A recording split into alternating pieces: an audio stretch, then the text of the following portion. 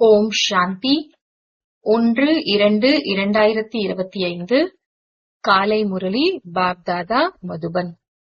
இனிமையான குழந்தைகளே, ஆத்மாக்களாகிய உங்களது சுய தர்மம் அமைதியாகும். உங்களது தேசம் சாந்தி தாமம் ஆகும்.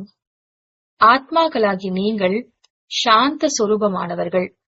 ஆகையால் நீங்கள் அமைதியை யாசிக்க முடியாது.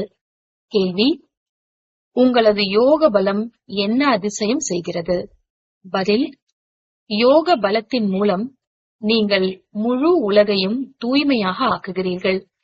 நீங்கள் மிக குறைந்த குழந்தைகள் யோக பலத்தின் மூலம் இந்த முழு மலையையும் அகற்றிவிட்டு தங்க மலையை ஸ்தாபனை செய்கிறீர்கள்.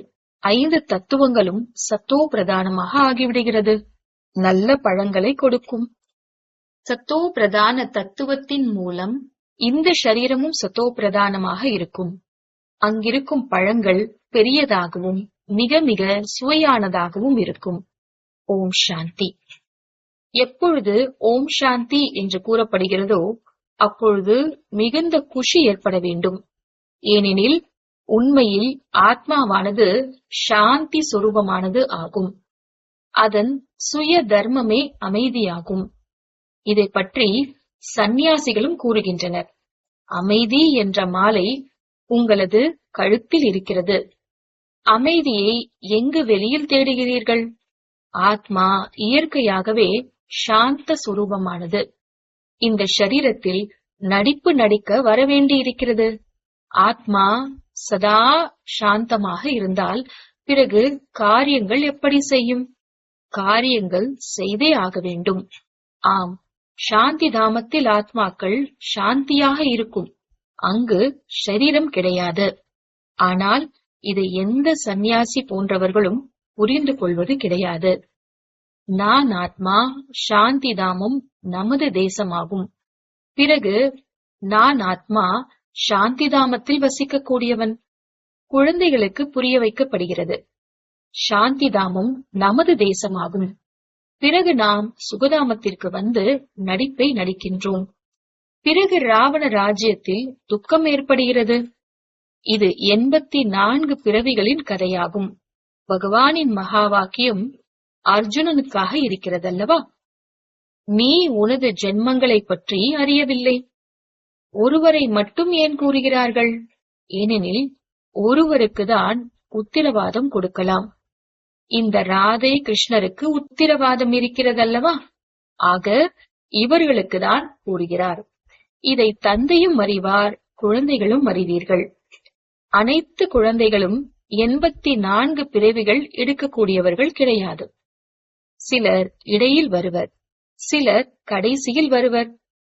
இருவருடையதும் நிச்சயிக்கப்பட்டது ஆகும். இவருக்கு கூறுகிறார்கள், ஏ குழந்தையே, ஆக அர்ஜுன் ஆகிவிடுகிறார் அல்லவா? ரதத்தில் அமர்ந்திருக்கிறார் அல்லவா? நாம் எவ்வாறு பிறப்பு எடுப்போம் என்பதை குழந்தைகளும் தானே புரிந்து கொள்ள முடியும். சேவையை செய்யவில்லை எனில் சத்திய புது உலகில் முதலில் எப்படி வருவீர்கள்? இவர்களுக்கு அதிர்ஷ்டம் எங்கு இருக்கிறது? கடைசியில் பிறப்பு எடுப்பவர்களுக்கு பழைய வீடாக ஆகிக்கொண்டே போகும் அல்லவா? நான் இவருக்காக கூறுகிறேன், அவருடையது நிச்சயமானது என்று நீங்களும் கூறுகிறீர்கள். மம்மா பாபா 84 பிறவிகள் எடுக்கின்றனர் என்பதை நீங்கள் புரிந்து கொள்ள முடியும். குமார்கா அதாவது பிரகாஷ்மணி தாதிஜி, ஜனக் அதாவது ஜானகி தாதிஜி போன்ற மகாரதிகளும் 84 பிறவிகள் எடுக்கின்றனர். யார் சேவை செய்யவில்லையோ அவர்கள் அவசியம் சில பிறவிகளுக்கு பின் வருவார்கள். நாம் தோல்வியடைந்து விட்டோம், கடைசியில் வருவோம் என்பதை புரிந்து கொள்கின்றனர். பள்ளியில் ஓட்டப்பந்தயத்தில் ஓடி எல்லை வரை சென்றுவிட்டு பிறகு மீண்டும் திரும்பி வருவர் அல்லவா? அனைவரும் ஒன்று போல் இருக்க முடியாது. போட்டியில் சிறிதளவு 1/4 இன்ச் வித்தியாசம் ஏற்பட்டு விடும் பொழுதும் முன்னேறி விடுகின்றனர். இதுவும் குதிரை பந்தயம் ஆகும். அஸ்வம் என்றால் குதிரையாகும். ரதமும் குதிரை என்று கூறப்படுகிறது. மற்றபடி பிரஜாபிதா தட்சன் யாகம் வளர்த்தார். அதில் குதிரைகளை அர்ப்பணித்தார் என்று கூறுவது போன்று விஷயம் எதுவும் இல்லை. பிரஜாபிதா தட்சனும் கிடையாது, எந்த யஜ்யத்தையும் படைக்கவில்லை. புத்தகங்களில் பக்தி மார்க்கத்தின் எவ்வளவு கட்டுக்கதைகள் இருக்கின்றன. அதன் பெயரே கதை. பல கதைகள் கேட்கின்றனர். நீங்கள் இங்கு படிக்கிறீர்கள். படிப்பை ஒரு பொழுதும் கதை என்று கூறுவது கிடையாது. பள்ளியில் படிப்பு கற்பிக்கப்படுகிறது. லட்சியம், குறிக்கோள் இருக்கிறது. நமக்கு இந்த படிப்பின் மூலம் இந்த வேலை கிடைக்கும், ஏதாவது கிடைக்கவே செய்கிறது இல்லையா? ஏதாவது கிடைக்கவே செய்கிறது. இப்பொழுது குழந்தைகளாகிய நீங்கள் அதிகம் ஆத்ம அபிமானியாக ஆக வேண்டும். இதுதான் உழைப்பாகும். தந்தையை நினைவு செய்வதன் மூலம்தான் விக்கர்மங்கள் விநாசமாகும். குறிப்பாக நினைவு செய்ய வேண்டியிருக்கிறது. நான் தான் சிவபாபாவின் குழந்தையாக ஆகிவிட்டேன் அல்லவா, பிறகு ஏன் நினைவு செய்ய வேண்டும் என்று இருந்துவிடக் கூடாது. தன்னை மாணவன் என்று உணர்ந்து நினைவு செய்ய வேண்டும். ஆத்மாக்களாகிய நமக்கு சிவபாபா ஆன்ம கல்வியை கற்றுக் கொடுத்து கொண்டிருக்கின்றார் என்பதையும் மறந்து விடுகின்றார்கள். சிவபாபா என்ற ஒரே ஒரு ஆசிரியர்தான் சிருஷ்டியின் முதல் இடை கடையின் ரகசியத்தை கூறுகின்றார் என்ற நினைவும் இருப்பது கிடையாது. ஒவ்வொரு குழந்தையும் தனது உள்ளத்தில் கேட்டுக்கொள்ள வேண்டும். எவ்வளவு நேரம் தந்தையின் நினைவு நிலைத்திருக்கிறது. அதிக நேரம் வெளிநோக்கு முகத்தில் செல்லக்கூடாது. இந்த நினைவுதான் முக்கியமானது. பாரதத்தின் இந்த யோகாவிற்கு தான் அதிக மகிமை இருக்கிறது. ஆனால் யோகா கற்பிப்பது யார் என்பது யாருக்கும் தெரியாது.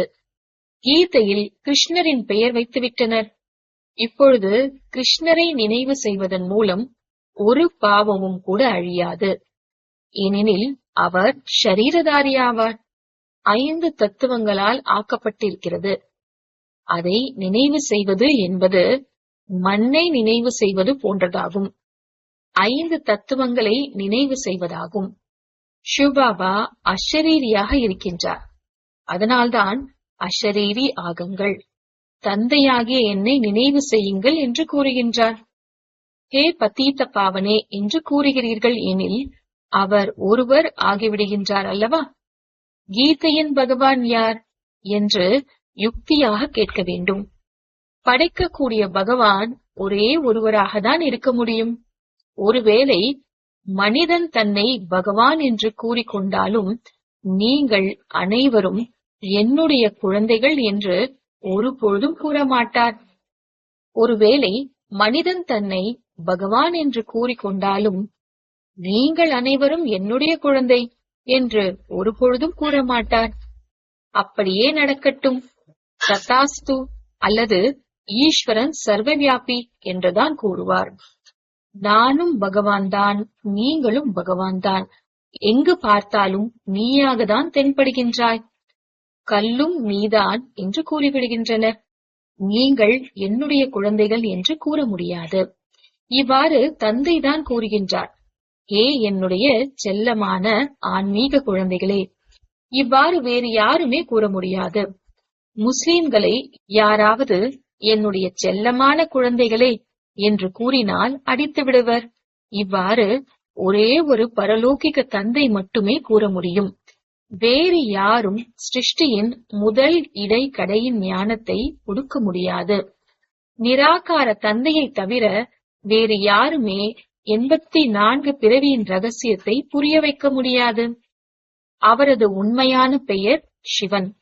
அவருக்கு மனிதர்கள் எண்ணிலடங்காத பெயர்களை வைத்துவிட்டனர். பல மொழிகள் உள்ளன. ஆக அவரவர்களது மொழியில் பெயர் வைத்து விடுகின்றனர். மும்பையில் பபுல்நாத் என்று கூறுகின்றனர். ஆனால் அவர்கள் பெயர் புரிந்து கொள்வது கிடையாது. முட்களை மலராக ஆக்கக்கூடியவர் என்பதை நீங்கள் புரிந்து கொள்கிறீர்கள். பாரதத்தில் சிவபாபாவிற்கு ஆயிரக்கணக்கில் பெயர்கள் இருக்கின்றன. பொருள் அறிந்து கொள்வது கிடையாது. தந்தை குழந்தைகளுக்கு தான் புரிய வைக்கின்றார். அதிலும் தாய்மார்களை பாபா அதிகம் முன்னால் வைக்கின்றார். இன்றைய நாட்களில் பெண்களுக்கு மகிமை இருக்கிறது. ஏனெனில் தந்தை வந்திருக்கின்றார் அல்லவா? தந்தை தாய்மார்களின் மகிமையை உயர்வாக்குகின்றார். நீங்கள் சிவசக்தி சேனைகள், நீங்கள்தான் சிவபாபாவை அறிவீர்கள். சத்தியமானவர் ஒரே ஒருவர் ஆவார். சத்தியம் என்ற படகு ஆடும் அசையும், ஆனால் மூழ்காது என்று பாடப்பட்டிருக்கிறது. ஆக நீங்கள் சத்தியமானவர்கள். புது உலகை ஸ்தாபனை செய்து கொண்டிருக்கிறீர்கள். மற்றபடி பொய்யான படகுகள் அனைத்தும் அழிந்துவிடும். நீங்களும் இங்கு ராஜ்யம் செய்யக்கூடியவர்கள் கிடையாது. நீங்கள் அடுத்த பிறவியில் வந்து ராஜ்யம் செய்வீர்கள். நீங்கள் அடுத்த பிறவியில் வந்து ராஜ்யம் செய்வீர்கள். இது மிகவும் குப்தமான விஷயமாகும். இதை நீங்கள்தான் அறிகிறீர்கள். இந்த பாபா கிடைத்திருக்காவிடில் எதையும் அறியாமல் இருந்திருப்பீர்கள். இப்பொழுது அறிந்திருக்கிறீர்கள். இவர் யுதிஷ்டர் ஆவார். யுத்த மைதானத்தில் குழந்தைகளை நிறுத்தக்கூடியவர். இவர்கள் அகிம்சாதாரிகள் ஆவர். மனிதர்கள் சண்டையிடுவதுதான் இம்சை என்று நினைக்கிறார்கள். ஆனால் தந்தை கூறுகின்றார், முதல் முக்கிய இம்சை காமத்தில் செல்வதாகும். அதனால்தான் காமம் மிகப்பெரிய எதிரி என்று கூறுகின்றார்கள். இதன் மீது நாம் வெற்றியடைய வேண்டும். முக்கிய விஷயமே காம விகாரமாகும். பதீத்தம் என்றால் விகாரியாகும். பதீத்தம் ஆகக்கூடியவர்கள்தான் விகாரி என்று கூறப்படுகின்றனர். அவர்கள் விகாரத்தில் செல்கின்றனர். கோபப்படுகின்றவரை இவர் விகாரி என்று கூறுவது கிடையாது. கோபப்படுபவரை கோபப்படுபவர், பேராசை உள்ளவரை பேராசைப்படுபவர் என்று கூறுவர். தேவதைகள் விகாரமற்றவர்கள் என்று கூறப்படுகின்றனர். தேவதைகள் பேராசையற்றவர்கள், பற்றற்றவர்கள், விகாரமற்றவர்களாக இருப்பர். அவர்கள் ஒரு பொழுதும் விகாரத்தில் செல்ல மாட்டார்கள். விகாரமின்றி குழந்தை எப்படி பிறக்கும் என்று உங்களிடத்திலும் கேட்கின்றனர். விகாரமற்றவர்கள் என்று ஏற்றுக்கொள்கிறீர்கள் அல்லவா? அந்த உலகமே விகாரமற்ற உலகமாகும். துவாபர கலியுகம் விகார உலகமாகும். தன்னை விகாரி என்றும் தேவதைகளை விகாரமற்றவர்கள் என்றும் கூறுகின்றனர் அல்லவா? நாமும் விகாரிகளாக இருந்தோம் என்பதை நீங்கள் அறிவீர்கள். இப்பொழுது இவர்களைப் போன்று விகாரமற்றவராக ஆகிக் கொண்டிருக்கின்றோம். இப்பொழுது இவர்களைப் போன்று, அதாவது லக்ஷ்மி நாராயணனை போன்று விகாரமற்றவர்களாக ஆகிக் கொண்டிருக்கின்றோம். இந்த லக்ஷ்மி நாராயணனும் கூட நினைவு பலத்தின் மூலம் இந்த பதவி அடைந்திருக்கின்றனர். மீண்டும் அடைந்து கொண்டிருக்கின்றனர். நாம் தான் தேவி தேவதைகளாக இருந்தோம். நாம் கல்பத்திற்கு முன்பு இவ்வாறு ராஜ்யம் அடைந்திருந்தோம். எதை இழந்தோமோ அதை மீண்டும் அடைந்து கொண்டிருக்கின்றோம். இந்த சிந்தனை மட்டுமே புத்தியில் இருந்தால் குஷி ஏற்படும். ஆனால் இந்த நினைவை மாயை மறக்க வைத்து விடுகிறது. உங்களால் நிலையான நிலையில் நிலைத்திருக்க முடியாது என்பதை பாபா அறிவார். குழந்தைகளாகி நீங்கள் உறுதியானவர்களாக ஆகி நினைவு செய்து கொண்டே இருந்தால் விரைவில் கர்மாத்தீத் நிலை ஏற்பட்டுவிடும் மற்றும் ஆத்மா திரும்பி சென்றுவிடும். ஆனால் அவ்வாறு கிடையாது. முதல் நம்பரில் செல்லக்கூடியவர் இவர் ஆவார். பிறகு சிவபாபாவின் ஊர்வலம் நடைபெறும். திருமணத்தின் பொழுது தாய்மார்கள் மண் பானையில் தீபம் ஏற்றி எடுத்து செல்வார்கள் அல்லவா? இது அடையாளமாகும். சிவபாபா என்ற நாயகன் சதா சுடர்விட்டுக் கொண்டிருக்கும் தீபமானவர். மற்றபடி நமது தீபம் ஏற்றப்படுகிறது. இங்கிருக்கும் விஷயத்தை பிறகு பக்தி மார்க்கத்தில் கொண்டு சென்று விட்டனர். நீங்கள் யோக பலத்தின் மூலம் தனது தீபத்தை ஏற்றுகிறீர்கள்.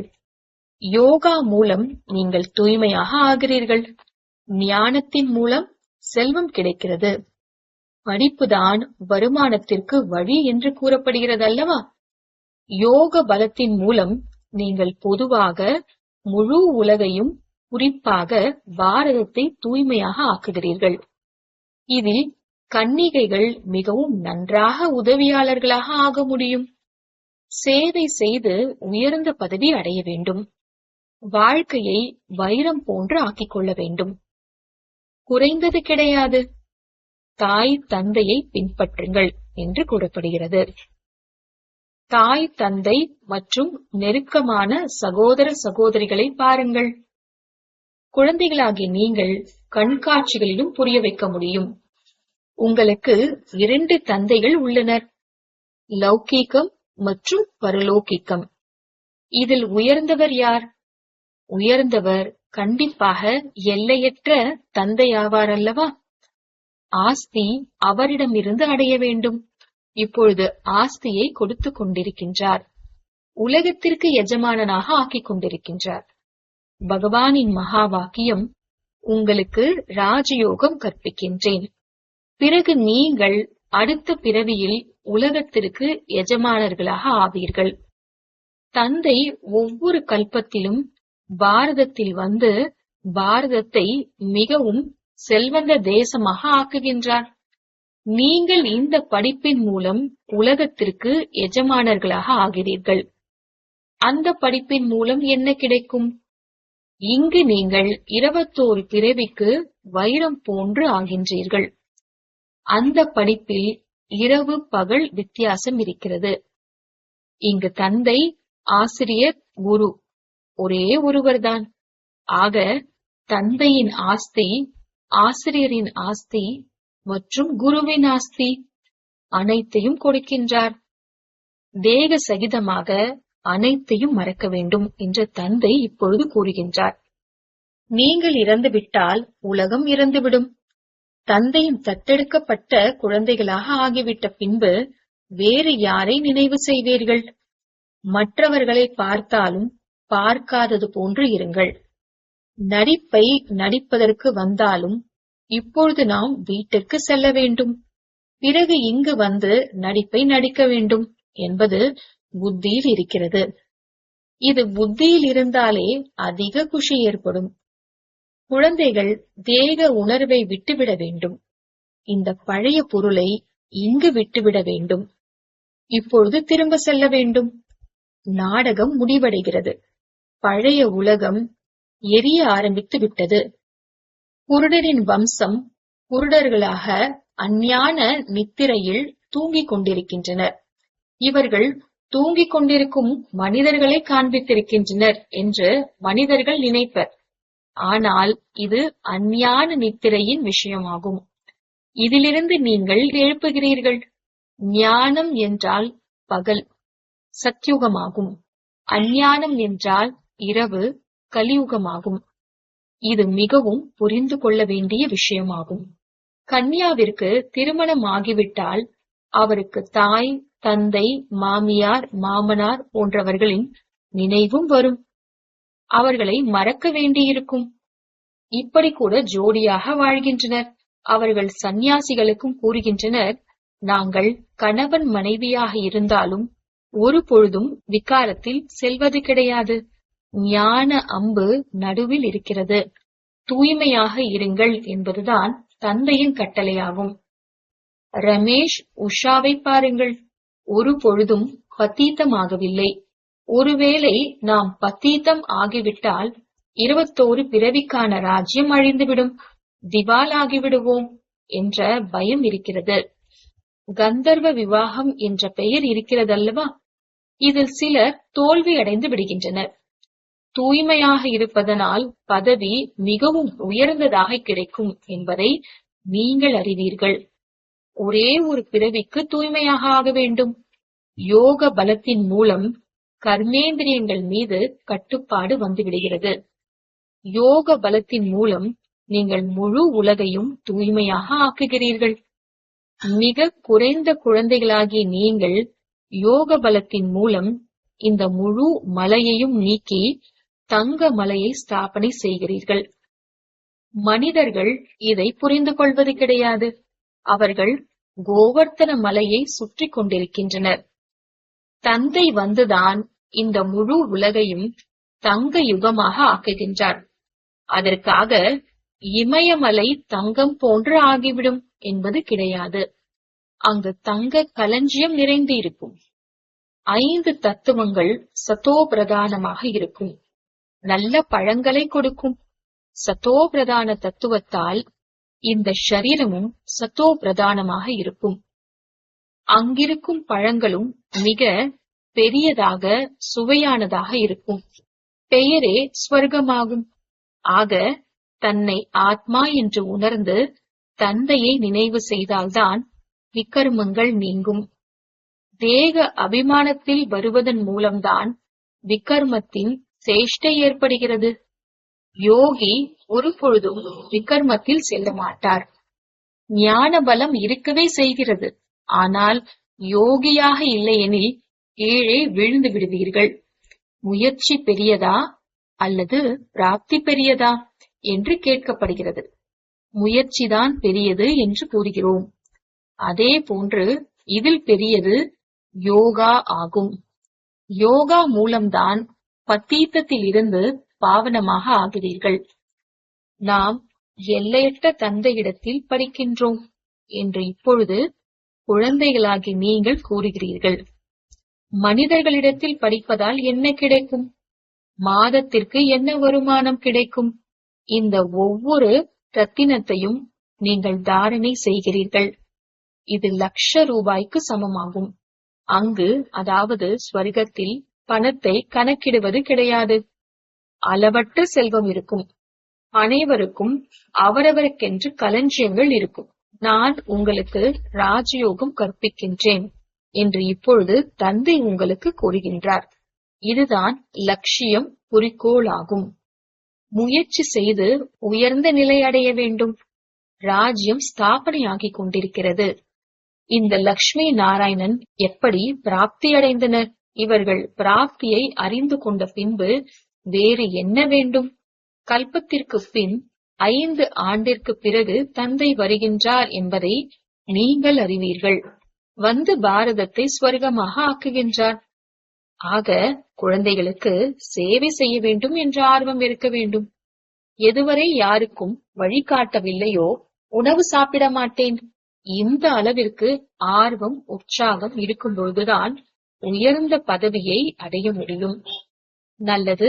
இனிமையிலும் இனிய தேடி கண்டெடுக்கப்பட்ட செல்ல குழந்தைகளுக்கு தாயும் தந்தையுமான பாப்தாதாவின் அன்பு நினைவுகள் மற்றும் காலை வணக்கம்.